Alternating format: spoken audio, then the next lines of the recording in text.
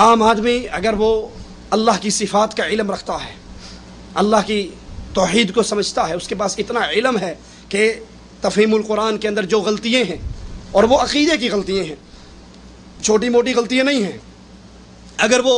بنیادی علم ہی نہیں رکھتا ہے اور وہ اس کو پڑھتا ہے تو یہ اس کی گمراہی کا ذریعہ بن جائے گا۔ اس لیے اس تفسیر کو پڑھا جائے جس میں غلطیاں نہ ہو۔ اور بنیادی طور پہ یاد کر لیجئے، ایک چیز کو آپ کو یاد کرواؤں گا، یہاں پر اختلاف رفعین آمین فاتحہ کا اختلاف نہیں ہے، ہاتھ یہاں باندھنا یہاں باندھنے کا اختلاف نہیں ہے، یہ تو بنیادی عقیدے کا اختلاف ہے کہ سید مودودی صاحب کہتے ہیں انسان میں جتنی صفتیں ہیں وہ اللہ کی صفتوں کا عکس ہے۔ یہ تو عقیدے کا بگاڑ اور عقیدے کی بربادی ہے۔ اگر کسی کے پاس اتنا علم ہے کہ وہ اس گندگی کو الگ کر سکتا ہے، پھر وہ شوق سے پڑھے، اس میں اچھی باتیں بھی ہیں، اس میں اچھی باتیں بھی ہیں، لیکن اگر کوئی اس بنیاد کو ہی نہیں سمجھتا، اس کو یہ تمیز ہی نہیں ہے کہ غلط کیا ہے ٹھیک کیا ہے، اور اس کو پڑھ کے وہ غلط کو ٹھیک سمجھ لے اور عقیدے کو برباد کر بیٹھے،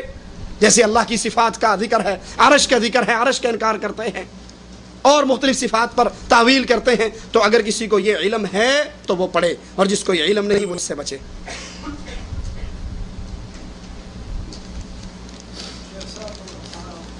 صفات کے بارے میں اہل سنت و جماعت کا عقیدہ کیا ہے اور اس کے برعکس جو عقیدے رکھنے والے ہیں مختصراً وہ کیسے سوال کو دہرانے سے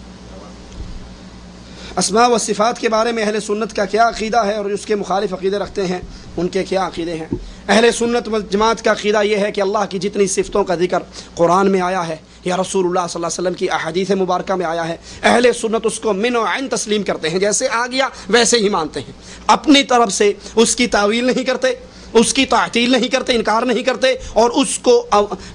اللہ کی صفات کو مخلوق کی صفات کے ساتھ تشبیہ نہیں دیتے، جیسے سید مودودی صاحب نے یہاں دی کہ بندے میں جو صفات ہیں یہ اللہ کی صفات کا عکس ہے، یہ تشبیہ ہے، یہ حرام ہے۔ اللہ اپنے عرش پر ہے، کیسے ہے؟ جیسے اللہ کی شان کو لائق ہے۔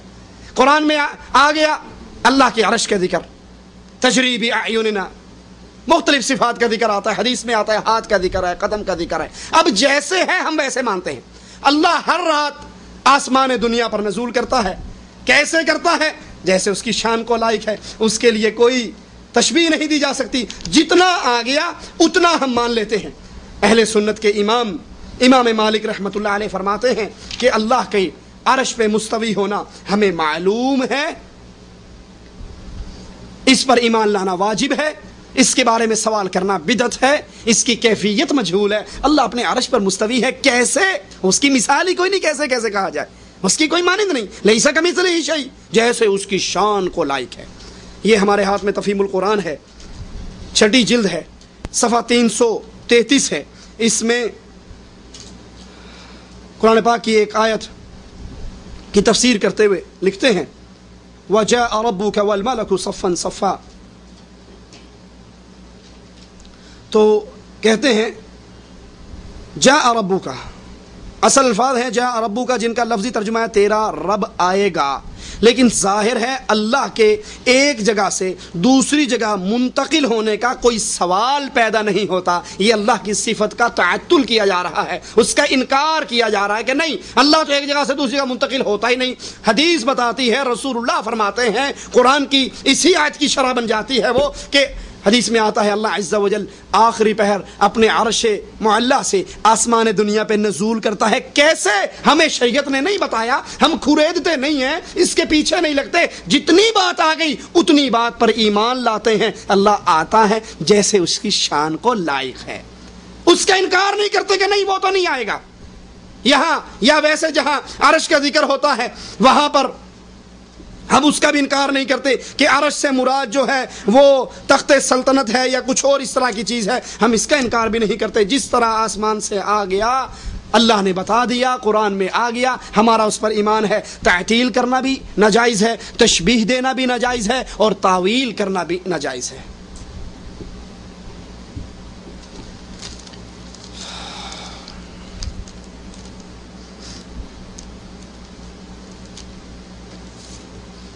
یہ ایک سوال ہے سید مودودی صاحب کی کتاب، یہ ہمارے ہاتھ میں ہے، خلافت و ملوکیت، اس کے بارے میں کہ اس میں انہوں نے حضرت عثمان، حضرت معاویہ اور حضرت علی رضوان اللہ علیہ مجمعین کی بارے میں ان کی حکومت اور ان کے جو اختلافات ہوئے ان کے بارے میں ذکر کیا ہے، بحث کی ہے۔ سب سے پہلے یہ کہ اللہ کے نبی کے صحابہ سارے کے سارے جنتی ہیں، سارے کے سارے عدول ہیں۔ میں اور آپ اس لائق نہیں کہ ہم کھڑے ہو کر ان پر کلام کریں، ان کے کیڑے نکالیں، اور ان کے جتنے واقعات موجود ہیں وہ تاریخ کی کتابوں میں ہیں۔ قرآن اور حدیث کا تو اللہ نے ذمہ لیا ہے، اس کی حفاظت کی ہے، لیکن تاریخ یہ تو بہت بعد میں لکھی گئی۔ سید مودودی صاحب خود کہتے ہیں کہ اگر تم تاریخ کے واقعات کو حدیث کی طرح ٹٹولنا چاہو گے، حدیث کی طرح چیک کرنا چاہو گے، اس پر بھی ائمہ حدیث کے ان اصول و قواعد کو لاگو کرو گے تو 90% تاریخ برباد ہو جائے گی، تاریخ بچے گی نہیں۔ ٹھیک ہے، لہذا اس پہ اگر تم کہو کہ جو آپ نے یہ تاریخ کی روایت سنائی ہے اس کا راوی جو ہے جس سے بیان کر رہا ہے اس کے مرنے کے بعد پیدا ہوا، تو اس پر وہ حدیث کے قوانین کو لاگو نہیں کیا جائے گا۔ ہم کہتے ہیں ایک طرف آپ کو دکھ ہے کہ 90% تاریخ برباد ہو رہی ہے، اور ہمیں دکھ ہے کہ محمد صلی اللہ علیہ وسلم کے صحابہ کی توہین ہو رہی ہے۔ آپ کو تاریخ کا غم ہے، ہمیں نبی صلی اللہ علیہ وسلم کی صحابہ کی توہین کا غم ہے۔ اور جو قصے اس تاریخ کے حوالے سے، چونکہ تاریخ اس میں شیعوں کا بہت بڑا ہاتھ ہے، بہت بعد میں لکھی ہوئی ہے، اس میں حضرت علی، حضرت معاویہ کی توہین، حضرت عثمان کی توہین اتنی ہے کہ یہ پورا صفحہ میں نے بھرا ہوا ہے پڑھ پڑھ کے، اگر اسی کو سنانا شروع کر دوں تو یہاں پر شاید رات گزر جائے۔ کہتے ہیں حضرت معاویہ کے دور میں صفحہ 164 ہے، میں ایک دو حوالہ آپ کو دے دوں۔ صفحہ 164 پہ لکھتے ہیں،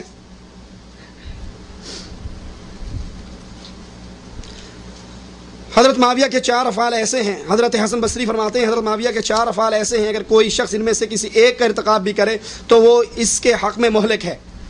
ایک یہ ان کا اس امت پر تلوار سونت لینا، کہ انہوں نے امت کے سروں پہ تلوار ڈال لی اور مشورے کے بغیر حکومت پہ قبضہ کیا، یہ کسی کے اندر ایک بھی ہو تو وہ اس کی بربادی کے لیے کافی ہے۔ اب کیا خیال ہے معاویہ کے اندر وہ 4 گناہ منوا رہے ہو تو نعوذ باللہ پھر اس کی ذات کیا ہوگی؟ اور اس کی اساس ساری تاریخ ہے۔ حضرت عثمان کے بارے میں کہتے ہیں عثمان نے اپنے قریبیوں کو کسی کو 5 لاکھ درہم دے دیے، کسی کو کتنے درہم دے دیے۔ حضرت معاویہ نے اپنے ہاتھ سے مسلمان قتل کیے، حضرت معاویہ نے حضرت علی پر لعنتیں کی، خطبے کے اندر لعنت کرنا شروع کر دی، اور مختلف چیزیں، مختلف بکواسات جو تاریخ کے ذریعے صحابہ پر کی گئی، جس کا اصل مقصد کیا تھا شیعوں کا کہ جب صحابہ کی ذات اور خاصتاً عثمان اور معاویہ کی ذات پر داغ اور دھبے لگ جائیں گے تو معاویہ قرآن کا کاتب ہے، عثمان نے قرآن کو نشر کیا ہے، جب ان دو کی ہستی ہی خراب ہو گئی تو جو قرآن لکھا گیا ان کے ذریعے وہ کیسے محفوظ رہے گا؟ اصل سازش یہ ہے۔ لیکن یہاں پر سید مودودی صاحب نے جو بہت بڑی ٹھوکر کھائی اور ظلم کیا اہل سنت پر وہ یہ کہ حضرت عثمان اور معاویہ کے خلاف تاریخ میں جتنی غلط باتیں منقول تھی وہ ساری کی ساری انہوں نے بڑے تم طراق سے پیش کی کہ معاویہ نے یوں کیا، پیسے سے لوگوں کو خریدا، فلاں کیا۔ لیکن جب وہی معاملہ حضرت علی کے بارے میں آیا تو فوراً کہتے ہیں کہ تاریخ میں 2 طرح کے واقعات ملتے ہیں، ایک واقعہ حضرت علی کی شان کے خلاف ہے اور ایک واقعہ حضرت علی کی حمایت میں ہے، ان کی شان میں ہے۔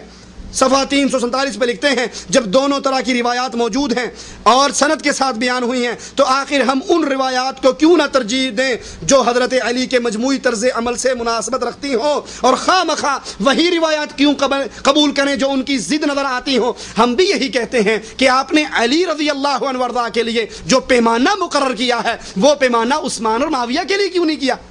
عثمان اور معاویہ کے لیے بھی وہی پیمانہ مقرر کیجئے جو آپ نے علی کے لیے کیا ہے، علی کے لیے کوئی اور پیمانہ۔ عثمان و معاویہ کو آپ ظالم، قاتل اور اللہ کی پوری حدود کو تبدیل کرنے والا بنا دیں۔ اگر اس تاریخ پہ بھروسہ کر لیا جائے، میں آپ کو تاریخ سے ایسے واقعات دکھاتا ہوں کہ رسول اللہ صلی اللہ علیہ وسلم بیت اللہ کے اندر نماز پڑھ رہے اور نماز پڑھتے ہوئے انہوں نے قرآن حکیم کی ایک آیت کی تلاوت کی، اور آیت کی تلاوت کرتے ہوئے انہوں نے یہ آیت پڑھی، افرأیتم اللات والعزی